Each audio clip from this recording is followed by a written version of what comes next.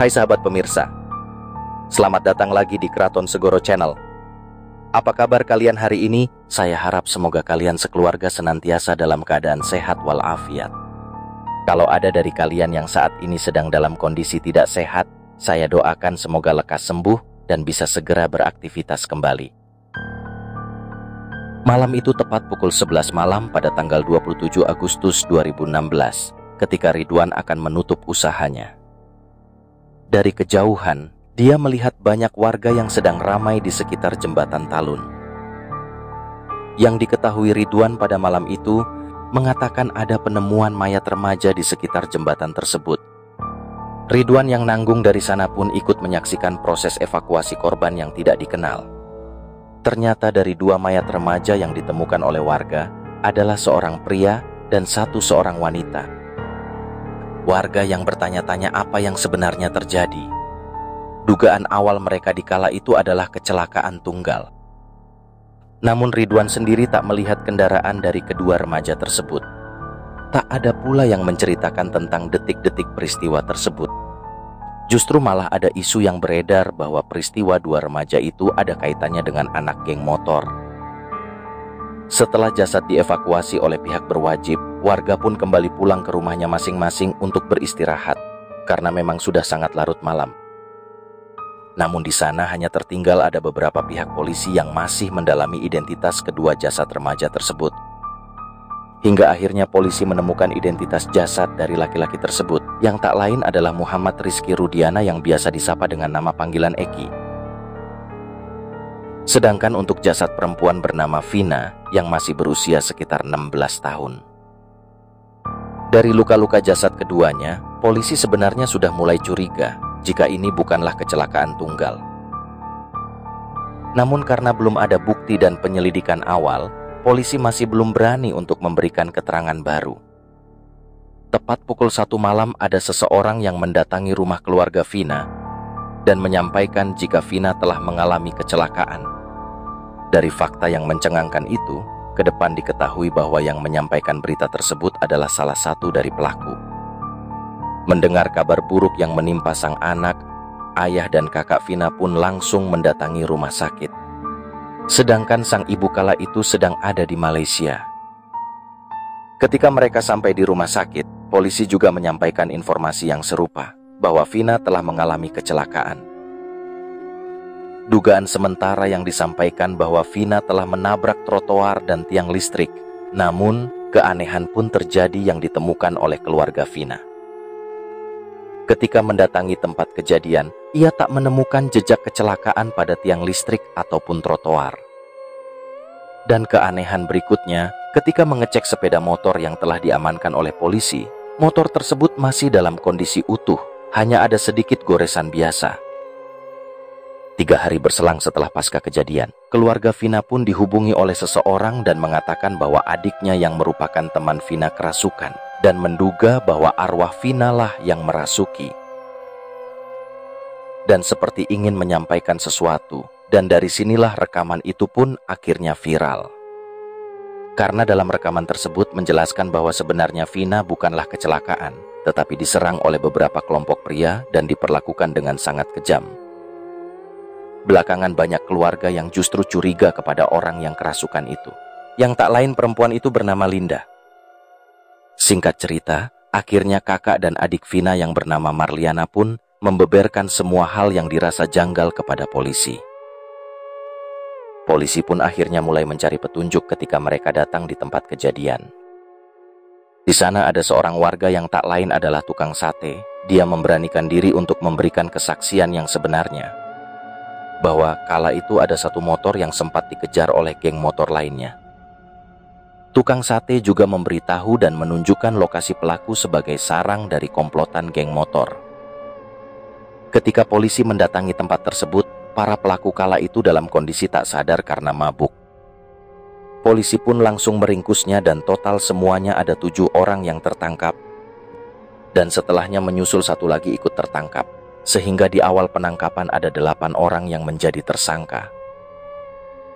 Kala itu para pelaku sudah tidak lagi bisa mengelak, karena sudah ada bukti yang mereka lakukan dalam komunikasi melalui percakapan di handphone. Bahkan ada yang lebih mengejutkan. Ternyata aksi mereka ini sudah direncanakan, yaitu mentargetkan geng motor eksplisi. Khususnya dari kedua pasangan Eki dan Vina. Ternyata alasan mereka terkait Eki dan Vina yang menjadi target nampaknya adalah karena motif asmara, di mana seseorang dalam geng yang bernama Egi atau Peggy menyukai Vina. Namun Vina sering menolaknya dan menjalin hubungan asmara dengan Eki. Ironisnya, dalam penangkapan para pelaku yang tertangkap justru bukan dalam yang sebenarnya. Peggy yang dipercaya sebagai pelaku utamanya justru tidak tertangkap. Begitu juga dengan dua orang pelaku lainnya, yang totalnya ada 3 orang tersangka yang menjadi DPO. Sehingga seharusnya semua pelaku berjumlah 11 orang dari keterangan para pelaku. Dan inilah kronologi yang disampaikan oleh mereka. Malam itu Peggy dan kawan-kawannya sedang nongkrong di depan SMP Negeri 11 di Jalan Perjuangan Majasem, Cirebon. Tepatnya pukul 9 malam mereka berencana untuk mencari geng motor eksplisi yang mana di dalamnya ada Eki dan juga Vina. Kebetulan memang Eki malam itu menggunakan jaket eksplisi. Ia kemungkinan hendak akan mengantar Vina pulang ke rumahnya. Dari arah taman kota, mereka melaju. Eki dan Vina berboncengan menggunakan sepeda motornya mahasiswa. Ketika melintas di depan rombongan Peggy, Eki dan Vina dilempari batu oleh salah satu komplotan Peggy. Eki pun berusaha melajukan motornya sekencang mungkin untuk menghindarinya. Namun rombongan Peggy mengejarnya dan membawa batu, bambu, pedang katana panjang dan juga pedang katana pendek. Semua memang sudah dipersiapkan untuk menyerang Eki dan Vina. Setelah 50 meter melaju di depan MAN 2 Cirebon, salah satu motor geng Peggy akhirnya berhasil mendekat. Kemudian memukulkan bambu di bagian kepala Eki, namun Eki masih bisa terus melaju hingga menuju ke arah Talun, Kabupaten Cirebon. Sesampainya di jembatan layang, di sanalah seorang pelaku menendang motor Eki, hingga akhirnya kedua pasangan itu pun terjungkal ke aspal. Dan dari situlah terjadi pengeroyokan yang sangat sadis. Di sini Keraton Segoro tidak bisa menjelaskannya secara rinci karena bersifat sangat sensitif. Namun yang pasti mereka membawa berbagai jenis senjata tajam. Ada pula yang menggunakan tangan kosong. Bahkan bukan hanya di satu tempat saja. Keduanya pun langsung diseret dan dipindahkan ke lahan kosong di belakang showroom mobil yang ada di seberang SMP Negeri 11.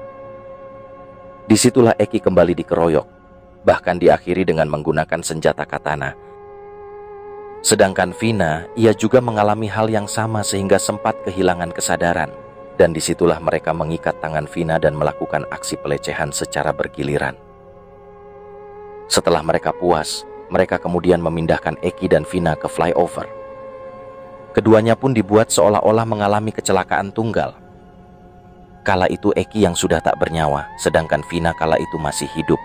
Namun kaki dan tangannya sudah terluka dengan sabetan katana, sehingga tak sanggup untuk mencari pertolongan. Hingga pada akhirnya, ada warga yang menemukan mereka dan kemudian dievakuasi dan dibawa ke rumah sakit. Ketika sang ayah sampai di rumah sakit, Vina kala itu masih hidup dan sempat memandang sang ayah sebelum akhirnya Vina mengembuskan nafas terakhirnya. Dan ke-8 tersangka yang sudah tertangkap, dan 7 di antara mereka akhirnya dijatuhi hukuman penjara seumur hidup. Karena terbukti telah merencanakan aksi tersebut. Mereka adalah Eko, Ramadhani, Hadi Saputra, Rivaldi, Aditya, Wardana, Eka Sandi, Jaya, Sudirman, dan Supriyanto. Sementara 1 orang yang masih di bawah umur divonis 8 tahun penjara, yaitu seorang bernama Saka Tatal. Meski demikian, keluarga Vina tetap berjuang untuk mencari keadilan. Pasalnya, pelaku utamanya masih belum tertangkap, justru masih berkeliaran, yaitu Egi atau Peggy yang kerap dipanggil dengan sebutan Perong. Waktu itu di tahun 2016, ia masih berusia 22 tahun. Dan pelaku lainnya yang masih belum tertangkap adalah Andi berusia 23 tahun dan juga Dani berusia 20 tahun. Tahun demi tahun berlalu, kurang lebih memakan waktu 8 tahun. Tak ada progres yang berarti untuk penangkapan ketiga pelaku tersebut. Polisi selalu mengatakan masih dalam proses. Dari sinilah muncul spekulasi. Jika pelaku di-backing oleh seseorang orang yang memiliki pengaruh, sempat beredar dengan isu yang menyebut jika orang tua Peggy adalah seorang anggota polisi. Namun dengan tuduhan tersebut langsung dibantai oleh Kombes Pol Julius Abraham. Justru Egy lah yang merupakan anak dari anggota polisi, di mana Egy merupakan salah satu korbannya. Dan banyak isu lain bermunculan yang menyebut jika Peggy adalah anak dari DPR asal Cirebon. Meski demikian, tak ada konfirmasi mengenai hal tersebut. Dengan kasus yang tak kunjung selesai, belakangan ini ada seorang sutradara bernama Anggi Unggara meminta izin kepada keluarga Vina untuk menggarap sebuah film yang dilatar belakangi oleh peristiwa Vina. Dari sinilah kasus kembali memanas ke publik. Sebenarnya ketika dalam proses penggarapan, sempat ada dua lelaki misterius yang mendatangi keluarga Vina dan meminta proses penggarapan film agar segera dihentikan. Namun keluarga Vina balik minta agar pelaku ditangkap terlebih dahulu. Setelah penayangan film, publik juga sempat curiga dengan Linda. Karena Linda hilang selama bertahun-tahun setelah sebelumnya sempat kesurupan dan menceritakan semua kejadian. Bahkan sempat pula beredar foto yang diklaim adalah Linda dan Eki sebelum pasca kejadian. Namun kebenarannya masih dipertanyakan. Linda pun sudah memberikan kualifikasi. Ia menjelaskan jika dia menghilang karena mendapatkan teror di Facebooknya.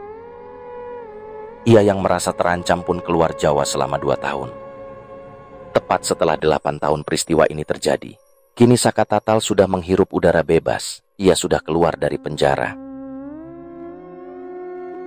Namun ia mengejutkan, Saka memberikan kesaksian bahwa ia adalah korban salah tangkap, padahal ia tak tahu dengan peristiwa tersebut. Bahkan, ia menyebut tak mengenal Vina dan Eki. Saka yang kala itu baru pulang isi bensin motor milik tamannya, langsung diringkus dan dibawa ke kantor polisi. Kemudian dipukuli, diinjak dan juga disetrum. Yang pada akhirnya ia menyerah dan terpaksa mengaku meskipun bukan pelaku. Saka memberikan kesaksian bahwa ia bukanlah salah satu dari anggota geng motor. Bahkan di tahun kejadian, Saka juga tidak memiliki motor. Kali ini, Saka menuntut agar nama baiknya dipulihkan. Dengan perkembangan terbaru dari kasus ini, adalah Egy yang tertangkap di Bandung pada 21 Mei 2024. Belakangan Egy disebut oleh polisi sebagai Peggy atau yang bernama lengkap Peggy Setiawan. Ia ditangkap tanpa perlawanan di rumahnya. 8 tahun baru kali ini bisa tertangkap. Polisi mengatakan Peggy kerap menyamar sebagai tukang kuli bangunan dan juga diduga mengganti identitasnya. Namun, ibu dari Peggy membantah jika anaknya ikut terlibat dan mengatakan bahwa polisi salah tangkap.